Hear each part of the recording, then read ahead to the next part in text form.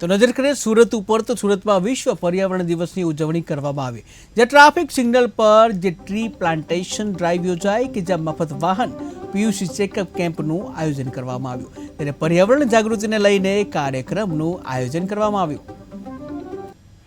વિશ્વ પર્યાવરણ દિવસ છે, જેથી વિશ્વમાં એવા સમાચારો આપવા માગું છું કે વિશ્વમાં લોકો જેમ કે વીજ વપરાશ છે તો ખોટો દુરુપયોગ નહીં કરે, જેમ કે વૃક્ષરોપણ છે તો એ બહુ જરૂરી છે આવનારા ભવિષ્ય માટે।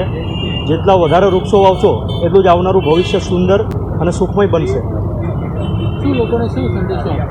લોકોને એટલો જ સંદેશો આપવા માગું છું, જ્યાં જરૂર હોય ત્યાં એટલો જ વપરાશ કરે, જેમ કે વાહનોનો દુરુપયોગ ઓછો કરો જેથી કરીને પ્રદૂષણ ઓછું થાય। લોકોને એટલી અપીલ કરું છું કે પબ્લિક ટ્રાન્સપોર્ટનો ઉપયોગ વધારેમાં વધારે કરવો, જેથી કરીને પ્રદૂષણ બહુ જ ઘટશે અને વિશ્વ એક સુંદર બનશે। પર્યાવરણ દિવસ છે એના સંદર્ભમાં જે આજે આ પ્રોગ્રામ રાખ્યો છે તે બહુ એકદમ સરસ અને વ્યવસ્થિત પ્લાન કરેલો પ્રોગ્રામ છે કે તમે અહીંયા આવશો તો તમને પીયુસી ફ્રી અને કોલ્ડ ડ્રિંક્સ બી આપવામાં આવશે।